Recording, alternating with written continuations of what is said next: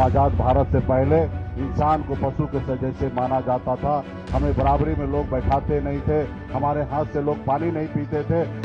ये हमारी पहचान था। जब से हमको वोट गिराने का अधिकार मिला, तब से हम आज सर उठा के जी रहे, मजबूती से आगे काम कर रहे हैं। और हमें बताया जाता है कि जनता पार्टी बीजेपी के जो लगातार इतने वोट बढ़ रहे हैं कि उनके बीएलए बड़े काम करते हैं, तो उनके बीएलए की ओर से अभी तक एक भी कंप्लेन अगर नहीं आया, इससे तो सवाल खड़ा होता है कि क्या बीजेपी के मतदाताओं का नाम नहीं कट रहा है? क्या पूरे बिहार में जो जिनको जिंदा मतदाताओं को मुर्दा घोषित किया गया, उनमें से एक भी कोई बीजेपी का नहीं है? सभी साथी पूरे बिहार में हम लोग वोटर अधिकार यात्रा पे निकले हुए हैं और हमारे बिहार के जितने भी तमाम 13 करोड़ प्लस जितने भी जनता है, सबके वोट के अधिकार के लिए हम लोग लड़ाई लड़ रहे हैं।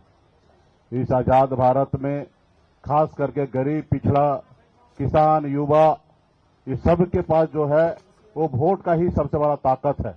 अगर हमारे पास अगर वोट नहीं होता तो देश में जो भी सरकार है कभी हमारी कोई बात नहीं मानता। अगर आज हमारे पास वोट नहीं होता तो एक गरीब मछुआरा मल्लाह का बेटा राज्य में मंत्री नहीं बन पाता।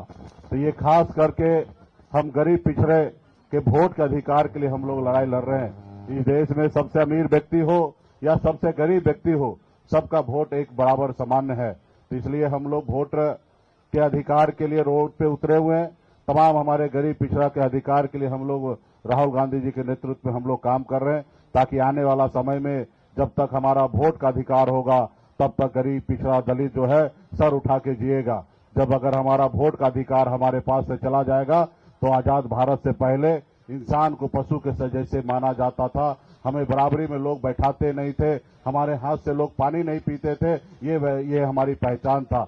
जब से हमको वोट गिराने का अधिकार मिला, तब से हम आज सर उठा के जी रहे, मजबूती से आगे काम कर रहे। इसलिए बहुत बहुत धन्यवाद देता हूं सभी साथी को। बहुत बहुत धन्यवाद। देखिए, यात्रा तो हम लोगों के अभी मिड पॉइंट पर है, 1 तारीख तक चलेगी और जबरदस्त जनता का समर्थन मिल रहा है।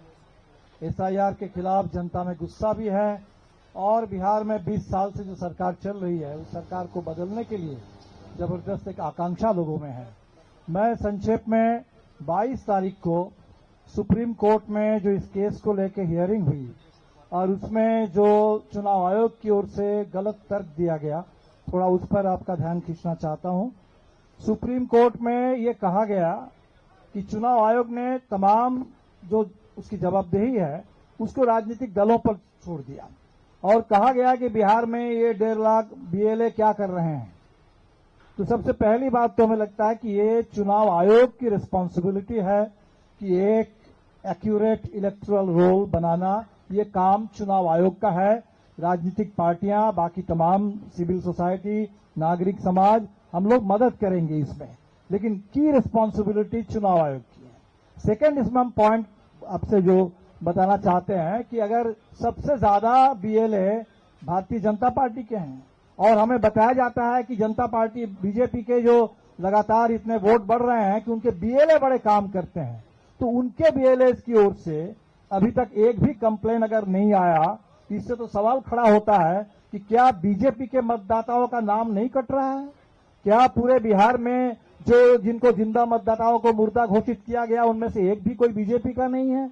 क्या जो प्रवासी मजदूरों का वोट काटे जा रहा है उसमें कोई बीजेपी के समर्थक नहीं है? तो सवाल तो इसी से उठता है कि बीजेपी अगर खामोश है इस पूरे सवाल को लेकर, और ये पूरी प्रक्रिया जो बीएलए की संख्या आपको मैं बता दूं कि अभी तक दिल्ली चुनाव आयोग हमारा 1,500 बीएलओ दिखा रहा है, बिहार के चुनाव ऑफिस वो बता रहा है कि 2,500 बीएलए है और अभी भी 1,000 बीएलए पेंडिंग है। तो ये जो पूरे लाल फीताशाही है, पूरी नौकरशाही है और इसमें बाधित किया जा रहा है लोगों को हर लेवल पर, ताकि वो वोटर लिस्ट में उनका नाम भी ना चढ़े और आगे चल करके वोट भी ना डाल सके। और इसीलिए हमें लगता है कि ये वोटाधिकार यात्रा, वोटर अधिकार, ये इतनी जरूरी है कि लोग अपने अधिकार के लिए और आगे बढ़े और एकजुट हो और अपने अधिकार की रक्षा करे और वोट का सही इस्तेमाल करके सरकार को बदल दे इस बार के चुनाव में। Thank you.